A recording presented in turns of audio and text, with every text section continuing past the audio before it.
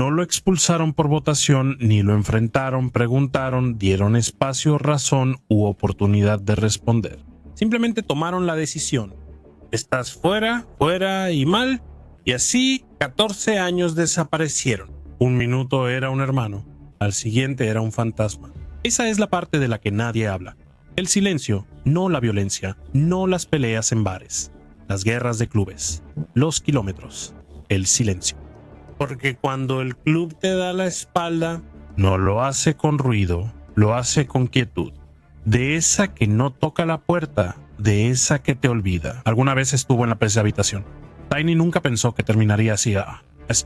No después de todo lo que dio. No después de los riesgos, la política, la lealtad que nadie pidió, pero que él dio de todos modos. Pero esta no es la historia de cómo terminó, es la historia de cómo comenzó todo. ¿Por qué intervino? ¿Por qué se quedó cuando otros se fueron? ¿Por qué eligió el camino, el parche y la guerra? Nadie lo vio venir y cómo cuando todo se vino abajo, él siguió de pie.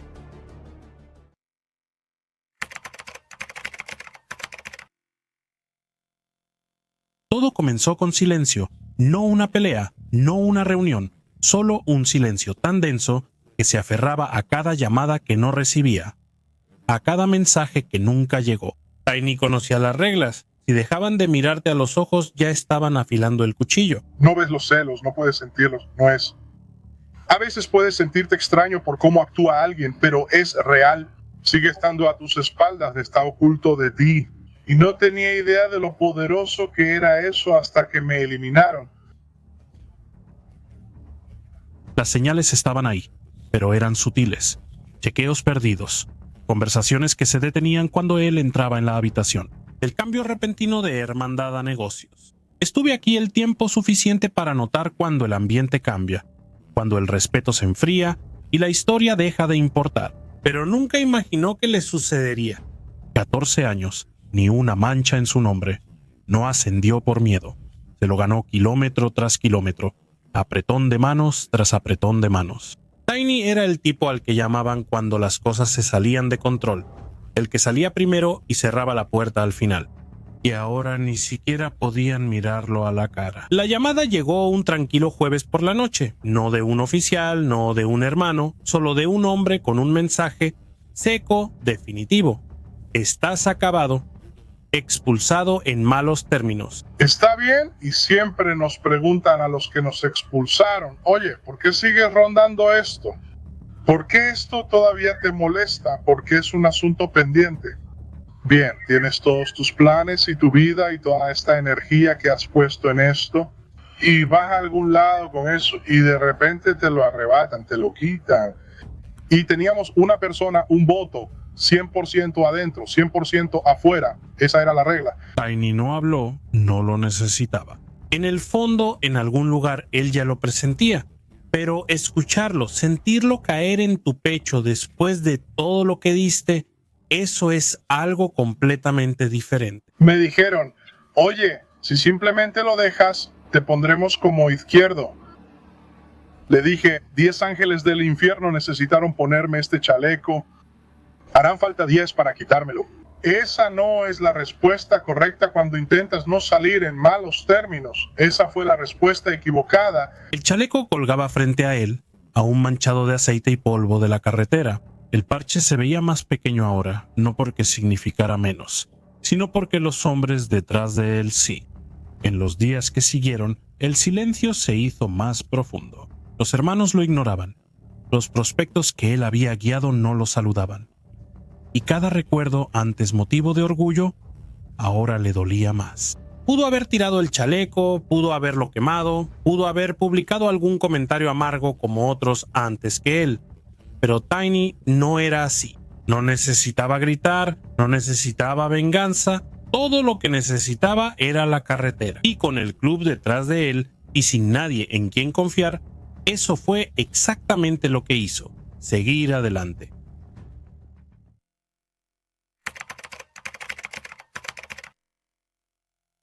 Nunca planeó usar un parche. La historia de Tiny no inició con casas club ni votaciones de capítulos. Comenzó en los caminos rurales de Carolina del Sur, en una moto que no se suponía que debía estar conduciendo. Mi tío era genial y mi papá le compró una KZ 750 cuando yo tenía 14 años. Así que me escapaba cuando podía. ¿Sabes? Oye, soy de la generación X. Era un niño con llave, así que no había nadie en casa cuando llegaba de la escuela.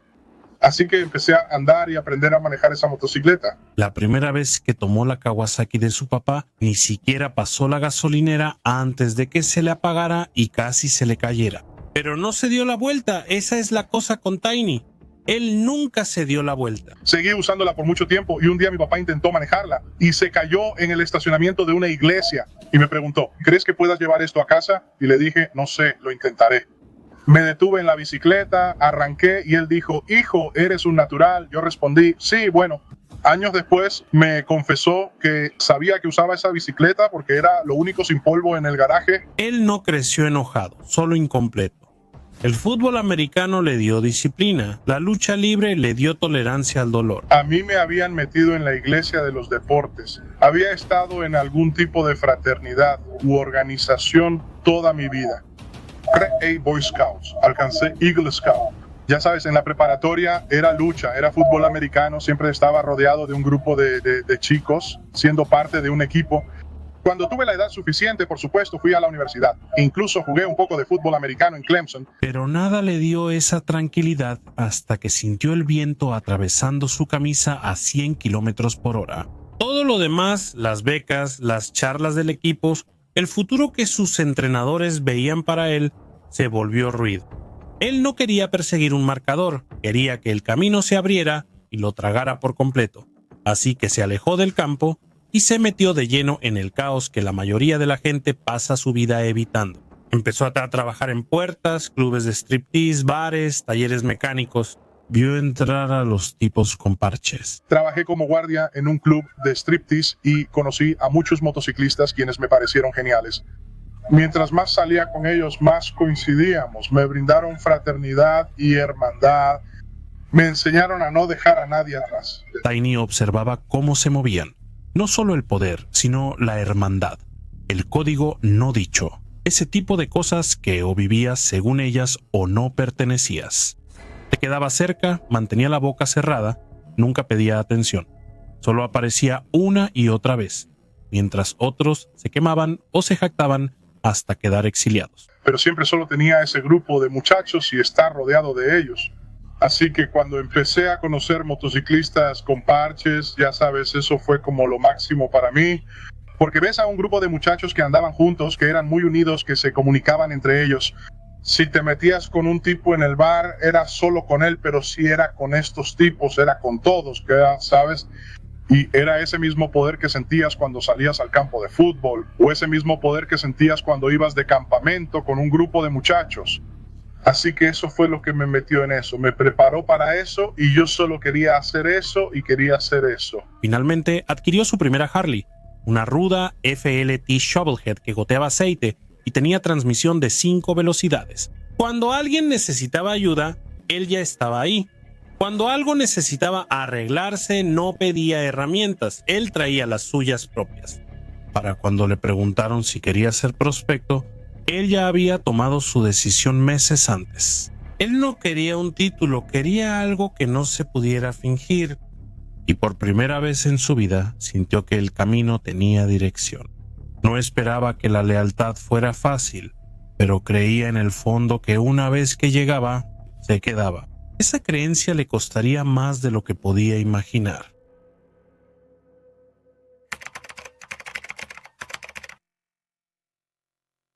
Cuando Tiny fue aceptado, no celebró. Solo asintió una vez, como siempre, como si fuera solo otro ladrillo en la pared. Desde Carolina del Sur hasta Tennessee, se convirtió en el tipo de hombre al que los demás miembros llamaban primero, no solo por su fuerza, sino por su juicio, por su presencia, por su paz.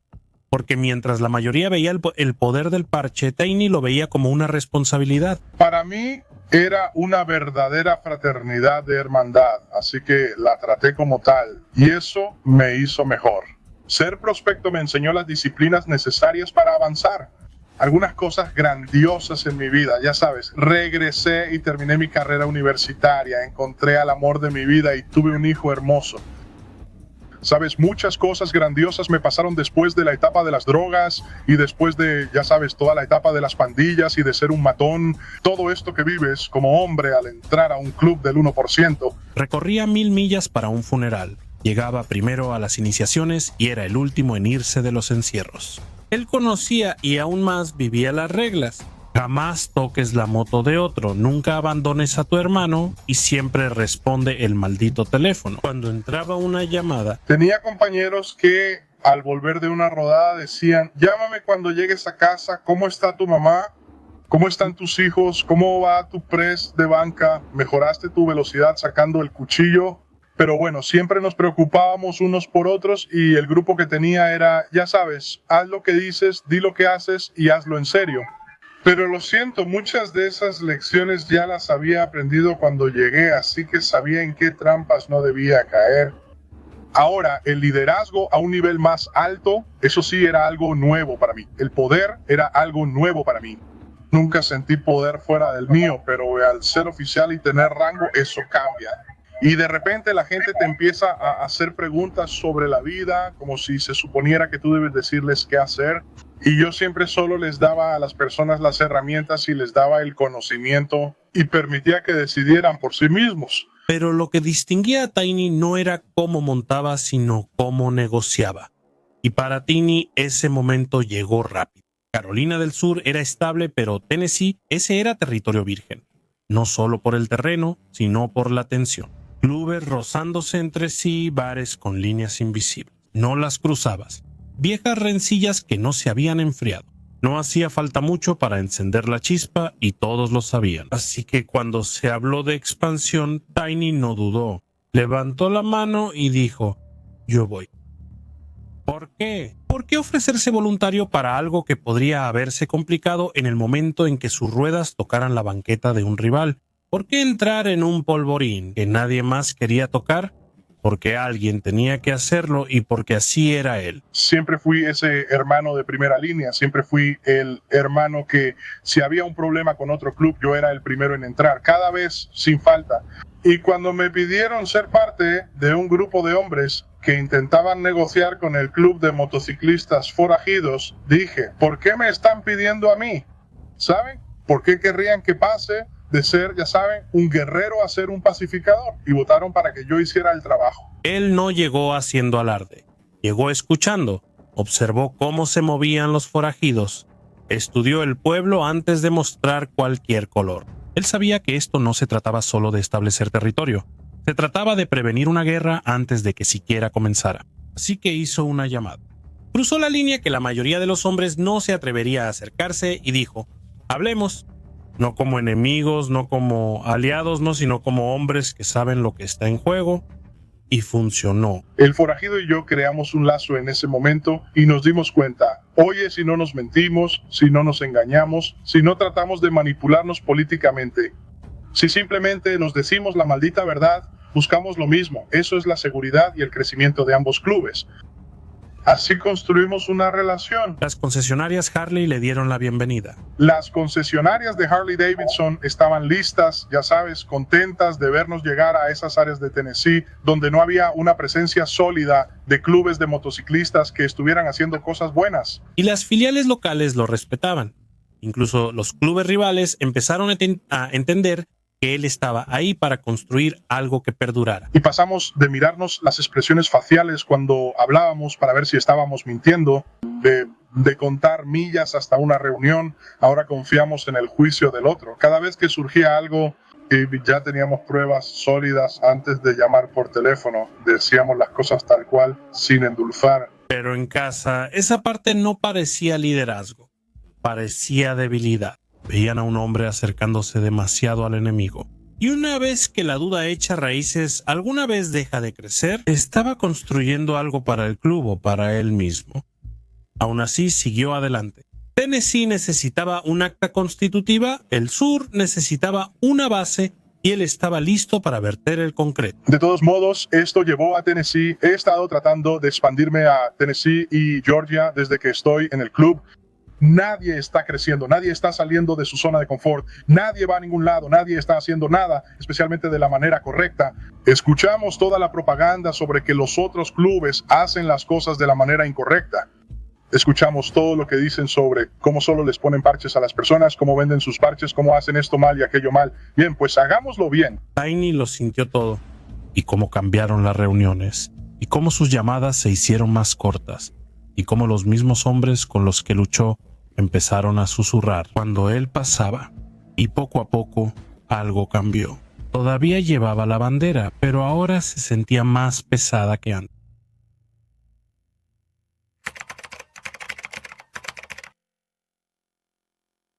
No sucedió de golpe. No hubo una reunión explosiva, ni una votación dramática, solo un cambio lento y sigiloso, como aire frío deslizándose por debajo de una puerta cerrada. Al principio, Tiny pensó que lo estaba imaginando, las miradas de reojo, las llamadas perdidas, el silencio cuando entraba en la habitación. Había sido leal por más de una década. Pensó que eso significaba algo, pero la lealtad, resulta, solo se respeta cuando permanece en silencio. Y Tiny, él no estaba hecho para quedarse callado. Hacía preguntas. ¿Por qué se estaba retrasando la concesión de Tennessee? ¿Por qué no devolvían las llamadas? ¿Por qué ciertos nombres ya no aparecían en cosas que antes llegaban directo a su teléfono? Nadie daba respuestas. Solo se movían en sus asientos y cambiaban de tema. En mi mente, realmente estaba teniendo una relación productiva con un miembro de los forajidos que estaba beneficiando a los ángeles del infierno. Luego tienes una verdad política. Este ángel del infierno, Tiny, se lleva demasiado bien con los forajidos. Son muy amigos, se divierte mucho con ellos. De acuerdo, esa era la verdad política. Luego tienes la verdad objetiva. Bien, la verdad objetiva es cierta sin importar lo que piense la gente. Pero ¿sabes cuánto tiempo toma probarlo? Mucho después de que la verdad política ya haya tomado una decisión, correcta o incorrecta, y se haya tomado una acción. Así que hizo lo que nadie esperaba. Voló a California y se presentó sin invitación a una reunión donde se tomaban decisiones reales. Entró a esa sala sin respaldo, sin advertencias, sin miedo, y dijo: si tienes un problema conmigo, dilo aquí. Yo soy ese tipo que si me dices, oye, no entiendo lo que Tiny está haciendo, tengo un problema con lo que Tiny está haciendo, no te voy a mandar un correo, voy a estar tocando la puerta y vamos a hablar, porque no quiero que haya ningún malentendido o mala interpretación. No quiero que leas mis palabras con tu voz, ni con la voz de tu esposa, ni con la voz de ese policía. Quiero que las leas con mi voz. Quiero que escuches lo que tengo que decir. Pero nadie lo hizo porque la decisión no se estaba debatiendo. Ya se había tomado. La sala era cortés, demasiado cortés. Y cuando Tiny se fue, él sabía lo que venía. Pero aún así, se aferró a la esperanza. Tal vez se podía arreglar. Tal vez alguien llamaría. Quizá 14 años valían más que unos meses de rumores. Pero entonces el silencio regresó, más fuerte esta vez. Y luego, una noche, llegó la llamada. No fue oficial, no fue respetuosa. Era una voz que apenas reconocía, diciendo las palabras como si las estuviera leyendo de un guión. ¿Estás fuera y mal? Tiny colgó sin responder, porque ¿qué le dices a hombres que no pueden mirarte a los ojos? La guerra que tanto se esforzó por mantener fuera del club ya había comenzado dentro de él.